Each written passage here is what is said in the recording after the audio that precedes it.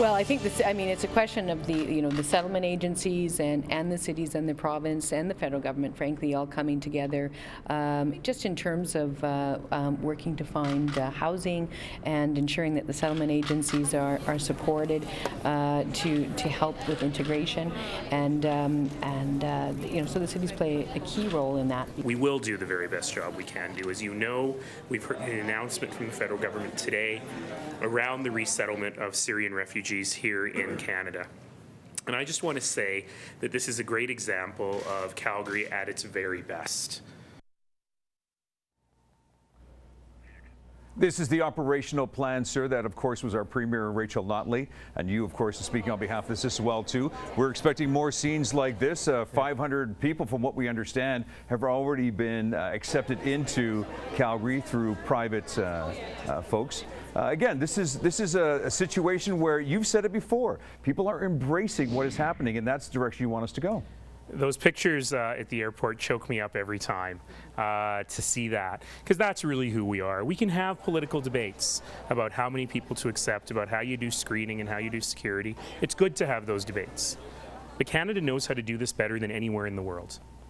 We've done it for the Hungarians, for the Kosovars, for the Iraqis, for the Sudanese, for the South Sudanese, for the Somalis, for the Ugandan Asians, for the Ethiopians, for the Eritreans, you name it. And we have success story after success story of people coming to this country and doing amazingly well here. And that's just what we got to keep building on. Well, one thing that a lot of folks are talking about in terms of building is the Green Line. Let's just talk about this for a quick second. Green Line LRT versus Deerfoot fixes. This seems to be an interesting little issue. Green Line LRT, in case we're just a little not sure about that, is going to cost us about $5 billion, the last estimates we had. Number of hurdles. One seems to be the lack of parking that I'm sure is being addressed right now. It is? Well, you tell me, sir, Mr. Mayor. Where do we stand on a land acquisition strategy? The amount of money that's going towards this, if I'm not mistaken, Council just recently agreed to $52 million. Yeah, Monday, there you go. So paint a picture for us where we're at with the Green Line. So the Green Line is not only the largest public transit project in Calgary's history, it is by far the largest public works project in Calgary's history. 3 times bigger than the next biggest thing we've ever built. So for those who haven't quite conceptualized it, the Green Line runs from north of Panorama in the north part of the city, through downtown, all the way to south of the new hospital in Seaton. That means that when the Green Line is done, it will more than double Calgary's LRT network. So we're more than doubling the LRT network. This is huge. And so we've got to get it exactly right. And we've been working very, very hard, almost since the day I became mayor, on figuring out what that looks like. So what does each stop look like?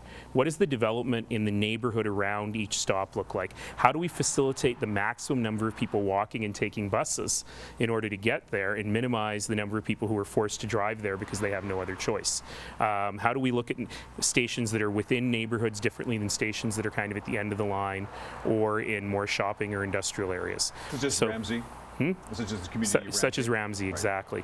But even further south, the one that's in Auburn Bay will look very different than the one that's next to the hospital in Seaton, for example. So getting all of this right is critical. And I've been critical of the West LRT, for example, that we didn't get the land use right. And so it's very, very difficult for the land around those stations to support the giant investment in those stations. So getting all of this right up front is absolutely critical. And so once it's done, it's going to serve a catchment area in the hundreds of thousands of people every day. And the north portion of the Green Line along Centre Street, something like 60% of the trips on Centre Street are already by bus. And anyone who has to take one of those buses knows that they are full, full, full. So being able to increase the capacity on that portion of the line will give people a faster, easier way downtown. It'll also help the cars move better. So it's a great investment. And to give you an idea of the zest of our mayor, if I may quote you again, sir, advocacy group called Common Sense Calgary is calling for a motorist strategy. Here we go. You, sir, were quoted as saying in the Metro newspaper as they've had nothing useful to say so far, and you continue to say they build more an answer to build more roads and synchronize green lights. Let's try again. you're pretty adamant about this Green Line. It's not going away. This is our it's happening. I still need money from the provincial government, and the city still has to come up with our 1/3. We have a motion coming to council on Monday for our 1/3. The feds have already committed. The province is the remaining funder here, but we got to build it. And to the point on what you were talking about that group, they randomly said, you should have a motorist strategy because you have a pedestrian strategy. That doesn't make any sense. Do they think that interchanges build themselves? That we don't have a strategy when we build 16th Ave in Beaufort, which costs, by the way, 20 times as much as the entire cycle budget in one interchange? Of course we have a motorist strategy, and if that's why we're ranked as one of the least congested cities in Canada. But we have to invest in all modes of transportation, and we have to invest particularly in public transit. With time fleeting, you can just call right now, 403-539-6710. 403-539-6710 to talk to the mayor. Irene, I know you're standing by. Go ahead. You're talking with Mayor Nenshi live. Yes, just a bit of background for the listeners. I am referring to Midfield Trailer Park. This is a trailer park up near on 16th Avenue in a beautiful, beautiful spot that was operating for 40 years, owned by the city of Calgary, and it was sold from under the people that had lived there. Well, no, that's not quite right, Irene, but keep going. Let me finish, please. It's not been sold at all, by the way, just to correct you. Point. Don't interrupt me. With the promise that there would be another trailer park built for them. Unfortunately, the majority of these people had lived in the trailer park for 40 years, up to 40 years. Most of the trailers would never, ever have been able to be moved anywhere. And so the city, from my understanding, said to them, well, here's $10,000, find someplace else to live. So your question for the mayor, Irene, then what specifically would you like the mayor to answer for you? What specifically? The question is, what has the city of Calgary done to mitigate this for the people in Midfield Trailer Park, many of whom are senior citizens and have nowhere to go? Irene, thank you very much for your question. We'll hear the response from them Irene. As the Syrian refugees. Irene, thank you for your question. We'll have the response from the mayor. It's a really important question. So let me clear up a couple of misconceptions. The city hasn't sold the land in any way. What had happened was when that land was built, not by the city ended up with it. It was built in a very, very difficult way in that, unlike every other neighborhood in the city, the water pipes run under the homes. And those are now 50, 60-year-old pipes, and they are failing. We're spending hundreds of thousands of dollars a year on duct tape and Band-Aids to make sure that people can have safe, clean water. We just can't fix it. And in order to fix all of the pipes means moving all the trailers anyway. So to Irene's point, the city, before I was mayor, had originally said, we'll build you a new trailer park. But the majority of people we talked to in Midfield said, we don't want to move there. Either our trailers can't be moved, or it's in a location we're not interested in. We just don't want to go. And so building the new trailer park would have been a terrible mistake, both financially but also socially, to have this huge trailer park with just a few people living in it. So after much, much debate and discussion and talking with the citizens, council decided that we would close Midfield. So we gave people, and under the Landlord-Tenant Act, by the way, you only have to give 30 days notice, which is inhuman. So we actually gave 3 years of notice. We provided cash compensation for everybody, as well as assistance in moving your trailer to an existing trailer park if you wanted to do that. We're also working with a couple of different proponents who want to build a privately operated trailer park within the city, and I'm hoping we can make those move very, very quickly. The other thing we offered to every single resident was one-on-one counseling with experts to sit down and develop a plan for your own family, where you want to live, what you want to do, how we can help you do that. I'm actually sorry to say that not very many residents have taken us up on that counseling. Most of them have either figured it out on their own or are still wondering where to go. But that offer is certainly still open, and I hope that people will take us up on it. And Irene, we appreciate your question as well, too. Cindy, I know you're waiting to talk to the mayor. Go ahead, your question. Mr. Mayor, first, thank you for leading. My question is about four-car C trains. Yes. I've had the pleasure of catching one riding in the southbound line, but I'm wondering, are you planning on doing all of them 4 cars, or where are we at with that? Slowly, slowly. The 4-car C-train thing is actually a gigantic investment, hundreds of millions of dollars. No one knows that. To increase the capacity of our LRT system by 33%. So the first trains started arriving this November, and we were just going to test them, but people loved it so much that we just launched 4-car train service, even though we don't have enough cars. So if you're lucky to get one, people are always tweeting me going, I got one. It's like seeing Santa Claus or something. And over the course of 2017, we're going to, as the trains come in from the manufacturer, we're going to add them to more and more cars, initially on the red line, the Tuscany to Somerset line, because that's where the greatest pressures are. So you're going to see them more and more and more on the red line, and then through 2017 you'll start seeing them on the blue line as well. Mr. Mayor, another question from our audience. Hi, what's your name? It's Alison Orthner. Allison, go ahead. Bit of a fun question. Canada turns 150 years old in 2017. What plans do you have or Calgary have to join in the party and the celebration? Well, sesquicentennial is my new favorite word, so I'm going to say it as many times as I can in the next 1 minute. For Canada's sesquicentennial, I have a great sesquicentennial idea that I am actually pitching to everyone in Canada. I'm actually not wearing my button today. I always wear a button with a number 3 on it, which stands for 3 Things for Calgary, a social movement to encourage everyone to do 3 things for their community every year. And for the sesquicentennial, wouldn't it be great if we Canadians gave the nation a gift? And the gift was service. And we launched 3 Things for Canada. And every single one of us in this country, all 31 million of us, committed to do 3 things for Canada, for our communities, and for Canada in the world over the course of that year. I think that's the best birthday present we could give. But we will also have fireworks and cake. 403-539-6710. More of your calls. Paul, you're standing by. Go ahead. You're live with Mayor Nenshi. Go ahead, Paul. Hi, Phoenix. I like your vest. Thank you very much. Oh, I do too. Who knew? My question for the mayor is this.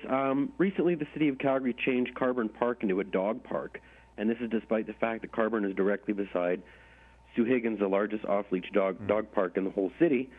Can the mayor explain this bizarre rationale behind the decision, and if he places any importance on natural areas that Calgarians can enjoy viewing and interacting with wildlife? So I have to admit to you that I don't actually know the precise details on Carburn Park. I can tell you, however, that I never thought in my life I would spend so much time thinking about where dogs can run and where they cannot run. There is nothing in this city that people are more passionate about than dog parks. And in fact, there is a quite large, this is going to sound funny, dog park strategy that you can see. Seriously? Really? Okay. Oh, you have no idea how many thousands of people participated in the development of the dog park strategy. So no motorist strategy, but a dog park strategy. A dog park strategy. You can find it at calgary.ca again. And it really does look at striking a balance between fenced dog parks, off-fence places, places where dogs can enter the river, and places where, well, you got to keep your dog on the leash because other users will enjoy that. We have conflicts on this stuff all the time, but I'm actually quite proud of the strategy because people came together and developed it and made compromises with one another. Now I got to tell you, this is the first time hearing about Carburn Park, and I'll find out more. Send me an email at themayor@calgary.ca and we'll follow up for you. But earlier last year, we had a big conflict down at River Park, and I got to tell you, I was not very happy with the citizens and their actions there. Who were so upset about the changes to that park that there were reports of them throwing rocks at the city workers who were installing a new fence. That's not right. Living in a city involves compromise, and getting those compromises right is what we do and what the community does every day, and we'll continue to get that right so that the 4-legged Calgarians can enjoy themselves, but the 2-legged Calgarians can also enjoy natural areas. Maureen, you have a question for the mayor with just minutes to spare. Go ahead. Hello, Mayor Nenshi. First of all, I'd like to say thank you for all that you do for our wonderful city. Thank you. I'm a senior citizen, and I live in the Harvest Hills area. Yes. And we have some lovely green spaces in the area, but there's no benches for us seniors. I would wonder where I could make a request to have some benches. I know a guy. I know a guy. His name is Phoenix. There you go. He installs benches on the weekend. Wearing my vest. Maureen, I love that you're asking me this. I love this because the enjoyment of people, of their community, of their neighborhood is often little things like put a bench in the right place. And sometimes we forget that that's what we're about. So I'm going to ask you to do two things for me, Maureen. Number one is I'd like you to contact your city councillor, Jim Stevenson. His office are amazing, and they'd be very, very happy to talk to you about the spaces you're thinking of. And number two is I would love for you to contact the Northern Hills Community Association, who are also one of the great community associations in our city, and make a pitch. And let's see what we can do. The other thing is, as you know, for better or worse, there may be some redevelopment happening in your neighborhood. And get involved in the consultation around that development, because if it does happen, we want to make sure that whatever ends up being there is super friendly to people of all ages, especially to our seniors. 403-539-6710. I believe it's Nathan. Is that sorry? Jaden. Go ahead, Jaden. Oh, hey, I'm just wondering, I've asked in the past why Edmonton is able to have free transit for sporting events like the Eskimo game. Also on New Year's Eve, we don't get transit service in Calgary as well for some reason, and we've also lost our other famous option for nice transit for a night out. I'm just wondering if we can get transit New Year's Eve. So transit will be running extended hours on New Year's Eve. It'll run until 3 in the morning, and the reason it's not all night is because we have done. Because we have the Stampede, we have a lot of research that we can do on when people use it, and really it's about dollars and cents. Enough people use it up to 3 a.m. on New Year's Eve to make it worthwhile.